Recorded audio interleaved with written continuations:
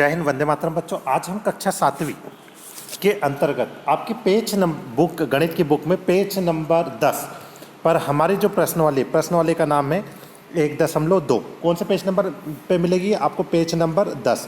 पहला क्वेश्चन दिया नहीं है। पहला क्वेश्चन आप आपकी कॉपी में बुक में किताब में से नोट कर लीजिएगा। मैं उसका उत्तर बता देता हूँ आपको, ठीक है? जैसे ये खत्म होगा उसके बाद उसका उत्तर मैं बता दूंगा।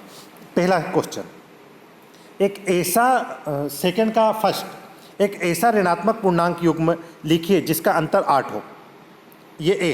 तो हम क्या करेंगे, एक ऐसा ऋणात्मक पूर्णांक जिसका अंतर 8 हो सकते हैं, बहुत सारे हो सकते हैं, लेकिन ये क्या कह रहा है कि एक ऐसा ऋणात्मक पूर्णांक युग्म लिखिए जिसका अंतर 8 हो। तो हमने क्या करा, ये देखिए -2, फिर बीच में माइनस का निशान और ब्रैकेट में माइनस। तो माइनस माइनस क्या हो जाएगा? प्लस। 10 में से 2 घटाया जाएगा तो कितने बचेंगे? 8। ठीक है, ये पहले का उत्तर हो गया। दूसरा, एक ऋणात्मक पूर्णांक और एक धनात्मक पूर्णांक, मतलब आप एक ऋणात्मक लेना है और एक धनात्मक पूर्णांक, जिनका अंतर कितना है? 3। तो हम देखेंगे, ये देखिए, ये बी, एक ऋणात्मक पूर्णांक और एक धनात्मक पूर्णांक जिनका अंतर कितना? 3। ये यहां पे उसने गलती से ये सी वाला सवाल है। कौन सा है? सी वाला। हम ये वाला देखेंगे, एक ऋणात्मक पूर्णांक और एक धनात्मक पूर्णांक जिसका अंतर 3 हो सकता है। तो हमने क्या लिया? -1 और -2। अब इन दोनों, जब दोनों ही संख्या माइनस की हो, जब दोनों ही संख्या माइनस की हो, तो जोड़ने पर चिन्ह का किसका आता है? माइनस का, ऋण वाला। ठीक है, जैसे सपोज करो कि मैंने मान लो यहाँ -5 लिखा और यदि मैं यहाँ पे -5। अब इन दोनों को यदि मैं जोड़ूंगा तो उत्तर में कितना लिखूँ, कितना लिखना पड़ेगा मुझे? 10। कितना लिखना पड़ेगा? 10। लेकिन चिन्ह कौन सा आएगा? माइनस का।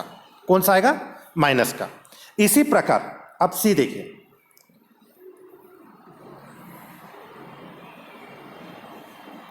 बी, ये आपकी बुक में, हाँ बी है ना। एक ऋणात्मक पूर्णांक और एक धनात्मक पूर्णांक लिखे जिसका योग कितना? -5। ठीक है, तो ये यहाँ पर आप देखोगे, एक ऋणात्मक पूर्णांक और एक धनात्मक पूर्णांक जिनका योग कितना? -5। तो हमने लिया है -6। देखो, संख्या आप आपके मन से भी ले सकते हो, ऐसा कोई जरूरी नहीं कि इसमें, क्योंकि वो तो अपने को मन से बनाना, आप स्वयं भी बना सकते हो। -6 और +1। ठीक है, तो प्लस का इंटू प्लस में करते हैं तो प्लस ही आता है। तो -6 और +1, बड़ी संख्या के आगे जो चिन्ह रहता है वो लगाते हैं। तो 6 में से 1 घटाएंगे तो कितना बचेगा? -5। ठीक है, ये लिखा -5। तो ये पहला क्वेश्चन समाप्त होता है। आइए दूसरे क्वेश्चन पर, अपना तीसरा, किसी प्रश्नोत्तर। प्रश्न क्या? जब भी आप गणित का कोई क्वेश्चन करते हो आप प्रश्न पढ़ लिया करो। किसी प्रश्नोत्तर के 3 उत्तरोत्तर चक्करों में टीम ए द्वारा प्राप्त किए गए -40 -40 10 0 थे और बी द्वारा प्राप्त किए अंक थे 10 0 और -40 थे।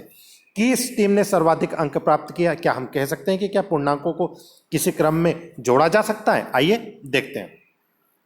देखिए, ये हमारी टीम ए टीम द्वारा प्राप्त अंक -40 10 और 0। ठीक है, मैंने आपको अभी बताया था कि एक प्लस और एक माइनस, यदि एक प्लस की संख्या है और एक माइनस की संख्या तो हमेशा कम होगी।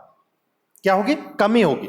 तो देखो, -40 + 10 और 0 को किसी संख्या में जोड़ते तो वही संख्या आती है। तो 40 में से 10 घटाएंगे तो कितना बचेगा अपने पास?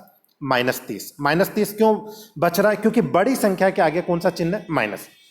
और बी टीम द्वारा प्राप्त अंक 10 0 और -40। तो हम क्या करेंगे, आप देखोगे 40 में से 10 घटाएंगे तो क्या बचेगा? -30। ये भी क्यों? क्योंकि बड़ी संख्या के आगे कौन सा चिन्ह है? बड़े ऋण का। चूंकि दोनों टीमों द्वारा प्राप्त अंक समान थे, अतः हम किसी टीम ने एक दूसरी टीम से अधिक अंक प्राप्त नहीं किए। हम पूर्णांकों को किसी भी क्रम में जोड़ सकते हैं। ठीक है, चलो आइए चौथा क्वेश्चन। चौथा क्वेश्चन जो है, निम्नलिखित कथनों को सत्य बनाने के लिए रिक्त स्थानों की पूर्ति कीजिए। मतलब निम्नलिखित कथनों को हमें सत्य बनाना। -5 और -8, इन दोनों को जोड़ूंगा तो कितना आएगा? -13, क्योंकि दोनों संख्या माइनस की है। अब -8, तो मैं यहां पे कितना लूं? सीधी सी बात है, -5। ये देखिए, ये पहले का उत्तर, -5। इसी प्रकार यहां पे 53 लिखा है और यहाँ पे इक्वल्स टू -53। तो हम यहाँ 0 लिख दें। कितना लिख दें? जैसे यहाँ पे हमने लिखा था -5, इसी प्रकार यहाँ 0, क्योंकि 0 को किसी संख्या में जोड़ेंगे तो वही संख्या आएगी। ठीक है, 17 और 0, तो यहाँ पे हम लिख दें -17। कितना लिख दें? -17। बचे जो 2 सवाल हैं, आप इसके शॉर्ट ले लीजिएगा, और यहाँ पर हमारी पहली जो प्रश्न वाली वो समाप्त होती है। आइए पहले क्वेश्चन पर आते हैं। इसी का जो पहला क्वेश्चन था उसके अंतर्गत आपको दे रखा था एक ऐसा पूर्ण युग्म लिखिए जिसका योग -7 हो। क्या था? एक ऐसा, आप ये पहला क्वेश्चन है, मैं यहाँ से इसके बीच में करा रहा हूँ कि जिसका योग कितना हो? योग -7। तो मैं लिख सकता हूँ, कैसे लिख सकता हूँ? देखो मैं क्या करूँगा, -10 लिखूँगा +3। ठीक है, इन दोनों को, इसमें से इसको घटाऊंगा तो कितना आ जाएगा? -7। ये पहले का उत्तर हो गया। आइए दूसरे में दिया बी, मतलब दूसरे का नाम क्या है उसमें? पहले का बी। तो उसके अंतर्गत दिया है उसने -10। कितना दिया है? -10।